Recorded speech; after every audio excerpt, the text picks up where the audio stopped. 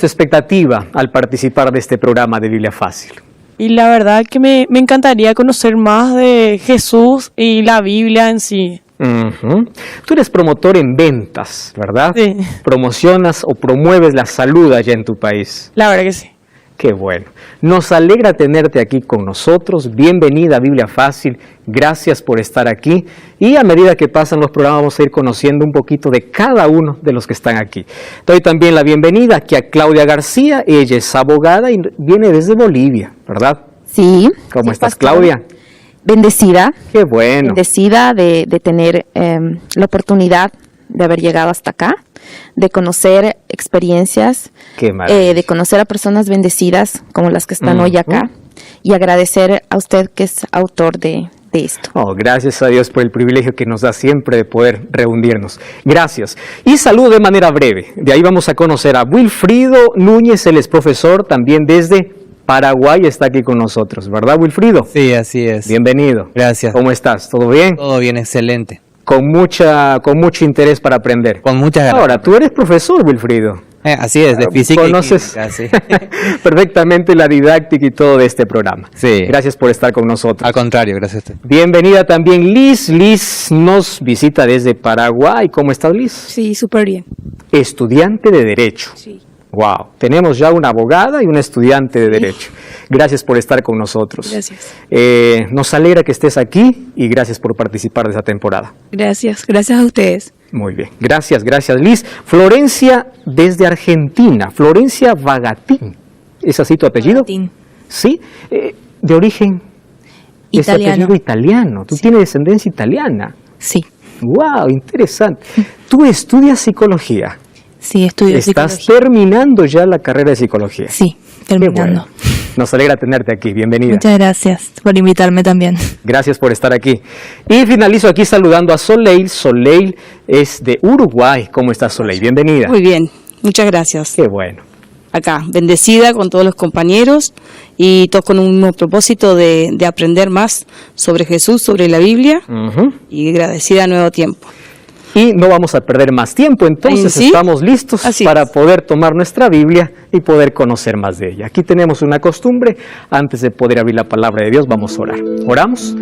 Querido Dios, te damos gracias por esta oportunidad que tenemos de abrir tu palabra junto a miles de personas que están viendo este programa. Queremos que tu Santo Espíritu una vez más nos conduzca a tu palabra para conocer el mayor tesoro que encontramos en ella, que es Cristo, al mostrarnos el plan de salvación. Tu Santo Espíritu nos guíe en el nombre de Jesús. Amén. Hoy vamos a hablar sobre lo que Jesús enseñó sobre las Sagradas Escrituras. En cada temporada nosotros vemos desde una óptica diferente o ampliamos mejor las enseñanzas de Jesús en respecto a ciertos temas. En esta temporada vamos a ver algunos aspectos que en la temporada anterior no hemos visto. Por ejemplo, en el estudio de hoy vamos a tomar un texto base con el cual vamos a iniciar nuestro estudio. El libro de San Juan, capítulo 17, versículo 17, encontramos la oración sumo sacerdotal de Jesús. Aquí tenemos el texto y dice: santifícalos en tu verdad, tu palabra es verdad. ¿Cómo llamó Jesús a su palabra? Como la verdad absoluta. Nosotros vivimos en un tiempo donde pareciera que no existe una verdad absoluta. Ya se dieron cuenta que en nuestra sociedad posmoderna, cada quien quiere tener su propia verdad. Y una de las alertas que Jesús hizo sobre el tiempo del fin es que en este tiempo las personas correrían tras la mentira antes que la verdad. Jesús dice en Mateo 24, mirad que nadie os engañe. ¿Por qué? Porque la mentira parece que está por encima de la verdad. Ahora nosotros encontramos a las personas alejándose de la Biblia y basando su vida en sentimientos, en emociones, en argumentos filosóficos y humanos, pero no en la palabra de Dios. Eso es triste.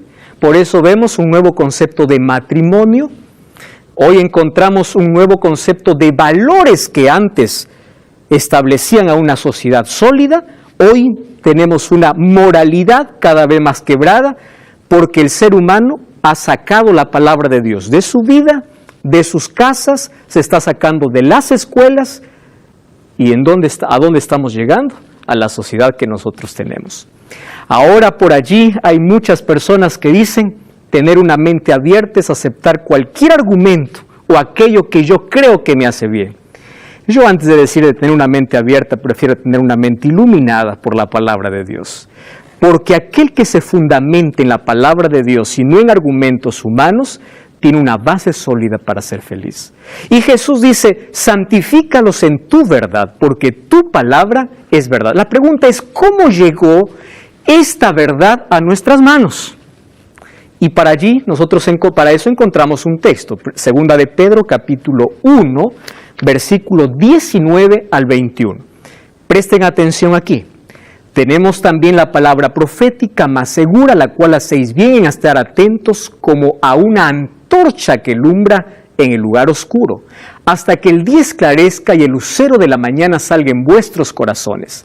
Entendiendo primero esto, que ninguna profecía de la Escritura es de interpretación privada. Ahora presten atención a lo que dice el apóstol, porque nunca la profecía fue traída por voluntad humana, sino que santos hombres de Dios hablaron siendo inspirados ¿por quién?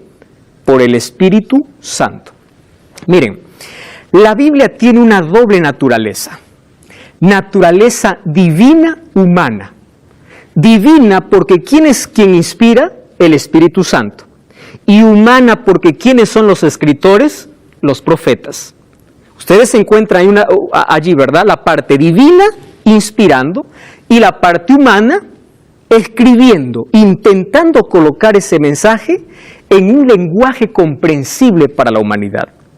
Hay una palabra que está colocada allí, y basándome en eso yo quiero colocar otras dos palabras que nos hacen muy bien poder comprenderlas. Existe la palabra revelación, la palabra inspiración y la palabra iluminación. Estas tres palabras nos van a ayudar a tener una comprensión muy amplia sobre las Sagradas Escrituras. Vamos por la primera, revelación. Dios se reveló de tres maneras, o se revela de tres maneras a la humanidad. La primera se llama una revelación general. ¿Qué es la revelación general? Dios se revela a través del universo, a través de la naturaleza. Alguien dice, cada vez que la ciencia abre una puerta, encuentra a Dios detrás de ella. Cuando vemos la naturaleza, Salmos 19:1 dice, los cielos cuentan la gloria de Dios. Es decir, Dios se revela a través de la naturaleza, a través de la historia, a través de la conciencia. Dios se revela. Esa es una revelación general. Pero también existe una revelación específica. ¿Qué es la revelación específica? Dios tratando de colocar un mensaje para la humanidad a través de un profeta.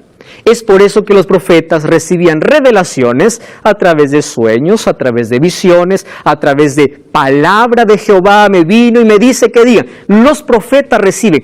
Y el conjunto de todo aquello que Dios colocó en la mano del profeta es lo que hoy llamamos Biblia. Es decir, la Biblia es una revelación específica. Pero existe una tercera revelación que yo gusto de llamar la máxima revelación. ¿Cuál es la máxima revelación de Dios? A través de Jesucristo. Entonces, Dios se revela de manera general a través de la naturaleza, de manera específica a través de la palabra de Dios y de manera máxima a través de Jesucristo. Eso es revelación. ¿Y qué cosa es inspiración? Inspiración es el proceso por el cual Dios comunica al profeta un mensaje. Es decir, nosotros no podemos ser inspirados. ¿Quiénes eran los únicos inspirados? Los profetas. ¿Qué significa inspirado? Dios no dictaba las palabras. Dios colocaba el mensaje y los profetas lo escribían en su propio idioma. Por eso es que encontramos en la Biblia una variedad de escritura. Un Pablo que escribe un poco más complejo que un Juan que escribe de una manera más simple, de una manera más entendible, ¿verdad? Porque Dios usa de acuerdo a la capacidad de cada persona. Eso es inspiración. ¿Y qué cosa es iluminación? Iluminación es el proceso por el cual el Espíritu Santo nos ayuda a comprender la palabra de Dios. Es decir, nosotros no somos inspirados, pero sí somos ¿qué cosa? iluminados. Cuando pedimos que Dios pueda hablarnos, el Espíritu Santo ilumina nuestra mente para hacernos comprender aquello que inspiró al profeta. ¿Se comprende eso? Revelación, inspiración e iluminación. En todo este proceso hubo un agente. ¿Quién es? El Espíritu Santo. El Espíritu Santo está aquí para iluminar incluso nuestro conocimiento en la profundidad de la palabra de Dios. Ahora viene una pregunta. ¿Cómo si la palabra de Dios es inspirada por Dios y todas las religiones cristianas tienen una sola Biblia? ¿Por qué hay 34,000 denominaciones cristianas si todas usan la Biblia? ¿Verdad? Si la palabra es inspirada por Dios, ¿por qué tanta división? ¿Por qué tanta placa? ¿Por qué? ¿A qué se debe? Ahora, esa es una muy buena pregunta, porque hay algunas iglesias que entienden de una manera, interpretan de otra manera. Algunas son flexibles, otras parecen más rígidas, algunas parece que el evangelio lo hacen más complejo, otros parece que lo hacen más sencillo. ¿A qué se debe? Entonces hoy tenemos que responder esa pregunta. Saben, eso ha hecho que nuestro mundo posmoderno rechace la verdad. ¿Por qué rechaza la verdad? Porque dicen, la religión es un negocio, cada día se abren nuevas iglesias, cada una dice tener la verdad, pero esa no nos responde. ¿Por qué existen tantas religiones o tantas denominaciones religiosas si solamente hay una Biblia?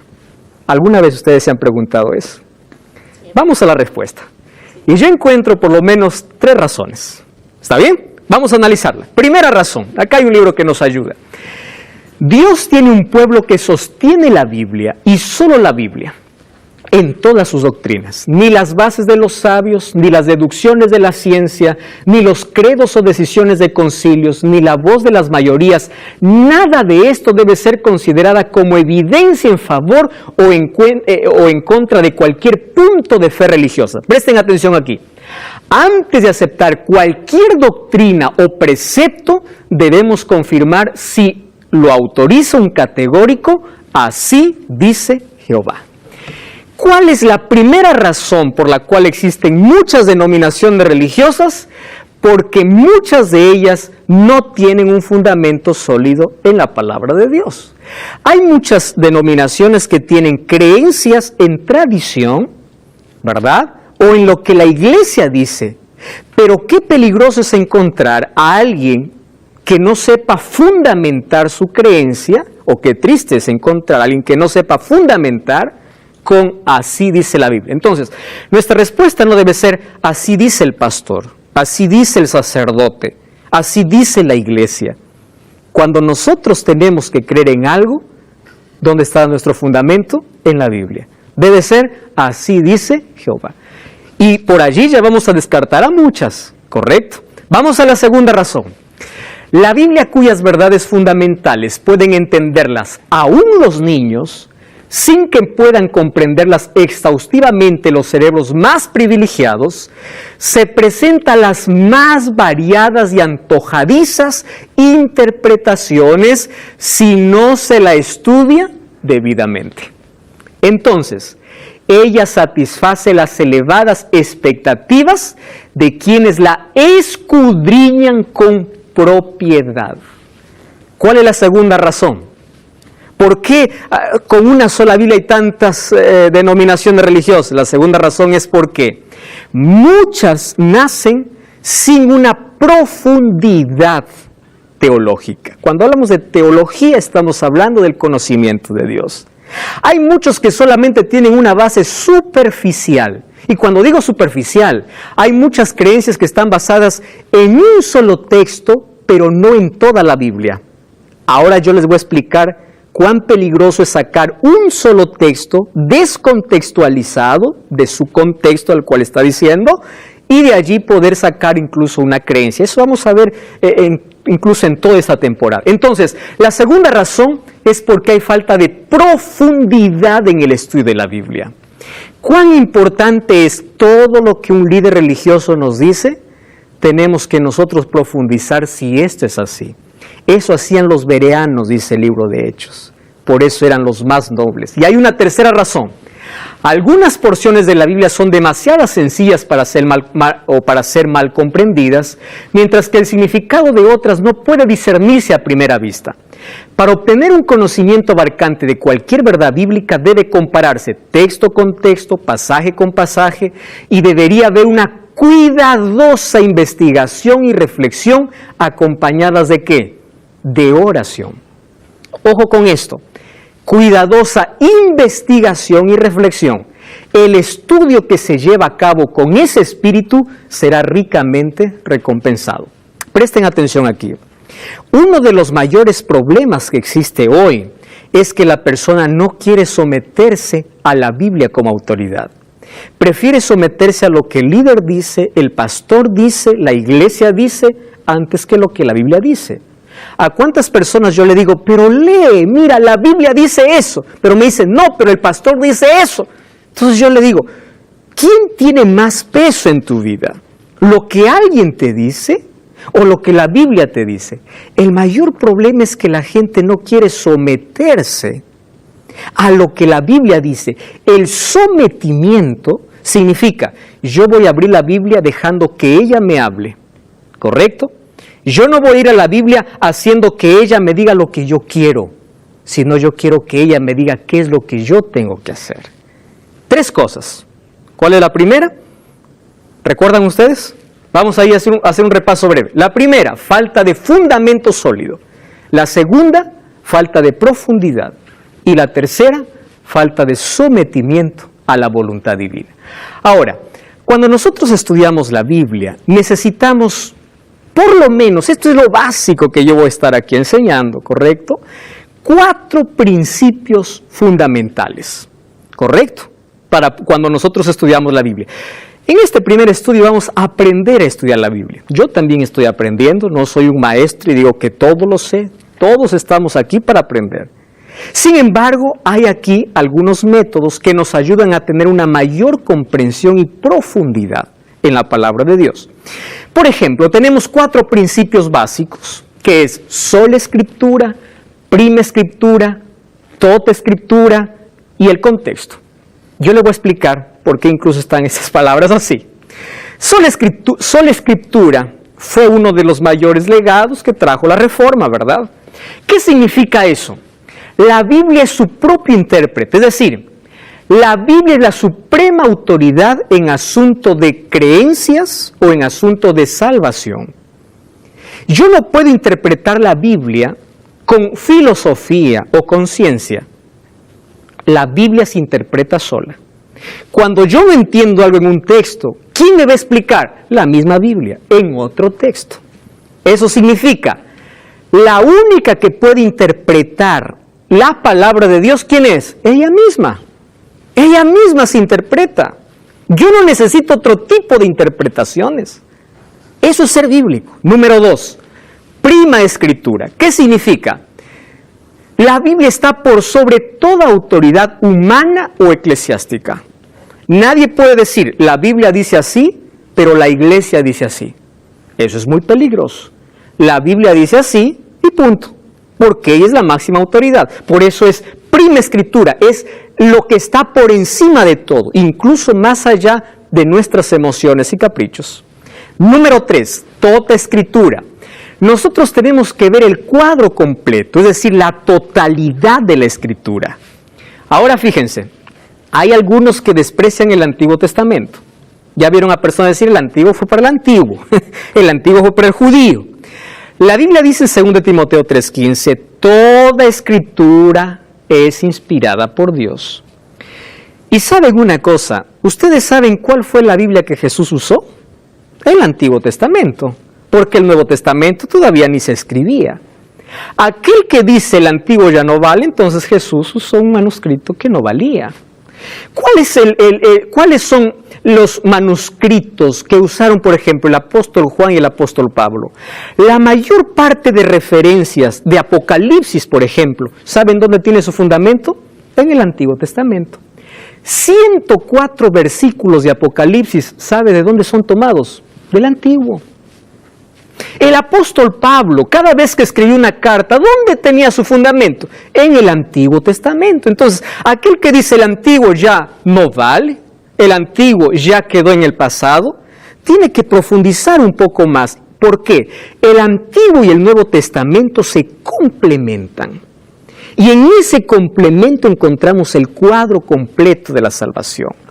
¿Y qué cosa significa el contexto? Cada vez que yo voy a la Escritura, yo tengo que, cuando leo un texto que es un poco difícil, ver cuál es el contexto, la cultura, el lugar, la circunstancia, el tiempo. ¿Correcto? Ahora, para todo eso necesito depender del Espíritu Santo, pedir ayuda al Espíritu Santo y someterme al Espíritu Santo. 4 principios, ¿correcto? Fundamentales. Ahora, tomando base estos 4 principios, vamos a ver qué cosa nos enseñó Jesús, porque Jesús nos enseña un método cómo nosotros podemos estudiar la Biblia. Existen muchos métodos, ¿correcto? Mas yo voy a tomar el fundamental, aquel que es enseñado por Cristo. ¿Ustedes saben que Jesús era un intérprete de las Escrituras o no? Él lo era. Y vamos a usar su método. ¿Cuál era el método de Jesús? Miren lo que dice Lucas 24, 27. Jesús, cuando aparece allí a esos 2 discípulos que iban para Emaús, después de un diálogo que tiene con ellos, dice Lucas, comenzando desde Moisés, cuando hace referencia a Moisés, ¿a qué está haciendo referencia?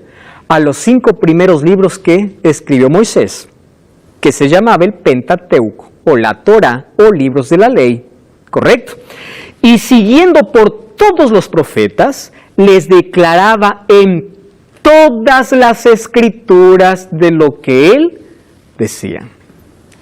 Jesús nunca tomaba un solo texto de las Escrituras para poder enseñar algo. Él tomaba todas las Escrituras, ¿qué significa? Los libros de la ley y los profetas.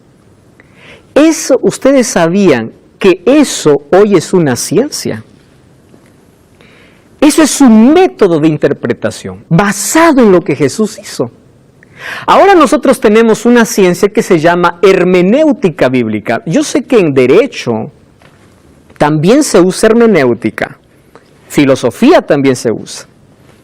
¿Por qué se usa la hermenéutica? Por una sencilla razón. Para no poder alejarnos de la interpretación o para que la interpretación pueda ser correcta. Aquí tenemos una abogada, ¿verdad? Necesitamos tener una regla. Ahora fíjense, la hermenéutica es una ciencia que busca establecer y describir los principios, métodos y reglas requeridas para interpretar un texto. Ahora, lo que yo les voy a enseñar hoy es algo tan simple y sencillo que todos los cristianos podemos hacer. Me perdonan allí mis amigos de teología, porque en teología nosotros aprendemos un método más amplio. Mas hoy estoy hablando para todos nuestros amigos que tienen interés en profundizar su conocimiento en la palabra de Dios. Entonces yo aquí les voy a dar algunas herramientas para hacer de la Biblia un método más profundo, ¿correcto? Para no dejarnos llevar por cualquier persona que viene a decirnos alguna cosa. Jesús ya interpretaba las Escrituras, hoy existe una ciencia que es la hermenéutica, que nos ayuda a poder interpretar la Biblia. Nosotros vamos a entender que hay aquí algunos elementos para nuestro conocimiento. Por ejemplo, la hermenéutica bíblica, les dije que presenta principios y métodos de interpretación. Estos principios se hacen real en un otro trabajo que se llama exégesis bíblica. Yo les voy a explicar aquí algunos pasos que nosotros podemos hacer. ¿Qué cosa es la exégesis bíblica? Es la práctica de la interpretación, hablando de que la Biblia no puede ser tomado como un libro cualquiera, como un libro donde la lectura es superficial, como el diario. No. La Biblia necesita ser leída con profundidad para poder evitar tanto engaño que por allí se proclama. Entonces vimos que hay 2 herramientas que nos ayudan, la hermenéutica y la exégesis. Mas hoy voy a enseñar, esto ya es en un nivel más avanzado, ¿verdad? Mas hoy voy a enseñar cosas tan simples que nos van a ayudar en nuestra profundidad al poder leer la palabra de Dios. Por ejemplo, ¿qué cosa es exégesis y hermenéutica? Es escarbar. aquí coloqué una imagen, ¿verdad? Es ir a lo profundo. ¿Dónde se encuentra el oro? No se encuentra en la superficie, se encuentra en lo profundo. Para eso estas herramientas nos ayudan. Ahora fíjense, ¿cómo el diablo es tan astuto? En la Edad Media, Satanás persiguió la palabra de Dios, encadenó la palabra de Dios, no quiso que nadie pueda tener la palabra de Dios. Entonces su estrategia era persecución. Hoy el diablo cambió de estrategia, ya no es persecución. Hoy la Biblia está en las manos de toda la humanidad, casi toda la humanidad. ¿Saben cuál es su estrategia? Interpretación. Lee la Biblia, pero interprétalo como tú quieras. Ya no es persecución, sino interpretación. Y para no caer en ese error, vamos a ver algunos elementos. Primero, la Biblia habla de un Dios perfecto en un lenguaje imperfecto. ¿Por qué lenguaje imperfecto? ¿Quiénes lo escribieron? Profetas. Y los profetas eran seres humanos. Es por eso que hay cosas en la Biblia que parecen extrañas. Por ejemplo, Génesis 18:20, cuando Dios estaba hablando con Abraham, le dice, descenderé y veré. ¿Acaso Dios no lo ve todo? Sino que Dios está tomando, ¿qué cosa? El lenguaje humano, para que nosotros podamos comprender. Después que Noé salió del arca, dice, mi arco he puesto entre las nubes, y así yo me acordaré. ¿Acaso Dios se olvida? Dios no se olvida. Era para que el ser humano cada vez que ve el arco iris pueda recordar la promesa de Dios, pero Dios nunca se va a olvidar. ¿Se dan cuenta? Un mensaje de un Dios perfecto, pero en un lenguaje imperfecto. Ustedes vieron Génesis 6, dice, y Jehová se arrepintió. Ah, pastor, que Jehová también se arrepiente. Un Dios perfecto, un lenguaje imperfecto. Allí toma, ¿qué cosa? El lenguaje humano. ¿Cómo nosotros nos expresamos para que podamos comprender? Ahora fíjense, cuando las palabras quedaron cortas, Juan 1:1 dice, el verbo se hizo carne. Cuando ya no había manera de demostrar a la humanidad la perfección de Dios, o quién es Dios, Él mismo se hizo carne. Y Él nos muestra, por eso Jesús es la máxima revelación. Además de eso, nosotros tenemos otra dificultad. La Biblia no fue escrita en español. La Biblia fue escrita, el Antiguo Testamento en hebreo, partes en arameo, y el Nuevo Testamento en griego, pero era el griego koiné. El griego koiné era el idioma del pueblo, no era el idioma de los educados, no era el idioma real, era el idioma del pueblo. Ahora, hay palabras que en hebreo y en griego, al ser traducidas a los idiomas, algunas de ellas pierden fuerza. Por eso necesitamos profundidad para poder investigar, y hoy tenemos a disposición muchas herramientas de léxico que nos ayudan a comprender. En teología nosotros estudiamos parte de los idiomas, pero una persona que no va a estudiar teología también puede profundizar su estudio. ¿De qué manera? Vamos a presentar, por ejemplo, algunas herramientas para poder traducir algunos significados. Vamos a colocar estas herramientas a disposición de todos para poder profundizar nuestro estudio. Primero, mire el ambiente cultural. Cuando usted lea la Biblia, usted lo va a leer con la mente occidental. ¿Recuerdo? Nosotros tenemos la mente occidental. Es por eso que hay mucha confusión. Porque uno quiere interpretar la Biblia con nuestro pensamiento. ¿Quieren pasarles un ejemplo? En el pensamiento hebreo, ¿qué cosa es alma? En el pensamiento hebreo, alma es polvo de la tierra, soplo. ¿Qué es alma? Tú, yo, es un ser vivo. Entonces, cuando la Biblia dice alma, el hebreo no está pensando lo que piensa el griego. El griego piensa, alma es algo que sale del cuerpo. Y uno quiere interpretar la Biblia con un concepto lejos del pensamiento original. ¿Me están entendiendo? Entonces, cuando nosotros vamos a la Biblia, tenemos que conocer el pensamiento hebreo. ¿Correcto? Otra cosa, infierno. La Biblia, la palabra infierno, Seol, es sepultura. Cuando en el Antiguo Testamento dice infierno, sepultura. Nosotros vamos a la Biblia, infierno. Infierno es un lugar de tormento. Eso no era la mente hebrea. ¿Se dan cuenta? Qué peligroso es cuando empezamos a interpretar la palabra, las palabras hebreas, con un pensamiento occidental y mucho más contaminado por la filosofía griega. Nosotros tenemos mucho de lo que los griegos nos dejaron, conceptos y filosofía. Y es por eso que de allí vienen las diversas interpretaciones. Aquí dice infierno, pero yo le digo, entiende, infierno para aquel que escribió no era lo que tú estás pensando. Infierno era sepultura. Por ahí ya comenzamos a interpretar mal. ¿De acuerdo? Otra cosa, Génesis 31-34 dice que Labán persiguió a Jacob porque su hija se había robado los ídolos. Para mí eso no tiene significado, pero para ellos sí. Porque si la hija tenía los ídolos del padre, significa que ella tenía toda la herencia. ¿Se dan cuenta que el texto tiene otro sentido cuando yo empiezo a ver su ambiente cultural? Para nosotros, para comer usamos cucharas, ellos usaban las manos. Es por eso que en Marcos 7, cuando los acusaron a los discípulos de Jesús de no haberse lavado las manos, era una tradición cultural. Y hay muchos que dicen, todo lo que entra por la boca no contamina, está diciendo, puedes comer todo. Querido, no está hablando de eso, está hablando de una tradición cultural que ellos tenían.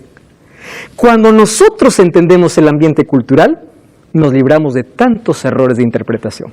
Número 2. Entonces recién está poniéndose aquí cada vez más interesante. 2. Analice lo que lee. Cuando digo analice, lea varias veces el texto, el capítulo y el libro. Hay personas que leen un versículo y dicen, así dice, pero ese texto puede estar cortado de una explicación que viene después. Alguien dice, mire pastor, Hechos 10 dice que Dios le dijo a Pedro, levántate y come, y allá había cerdo, culebra y todo. Entonces, todo lo que Dios limpió, ya está limpio para comer. ¿Eso es lo que está diciendo Hechos 10? No, si tú lees todo el capítulo, no está hablando de comida, está hablando de aquello que los judíos llamaban inmundo, que eran los gentiles. Entonces, cuando leemos un texto, tenemos que leer todo el capítulo, y si es necesario todo el libro, para poder comprender y no hacer interpretaciones vagas. Vea el contexto, el análisis histórico. El apóstol Pablo a veces escribe para resolver un problema. Eso vamos a ver cuando lleguemos a las epístolas. Busquen pasajes paralelos que traten sobre el mismo tema. Entonces, aquí no entiendo un asunto, hay otro libro que lo explica. Y usted se va a dar cuenta que cuando usted tenga la verdad más amplia, tiene una mayor comprensión. ¿De acuerdo? Otro, determine el género literario. La Biblia fue escrita en género literario. Tenemos prosa, poesía. Los escritores identificaron los escritos en historia, proverbios, profecías, evangelios, parábolas, epístolas. Yo no puedo interpretar una parábola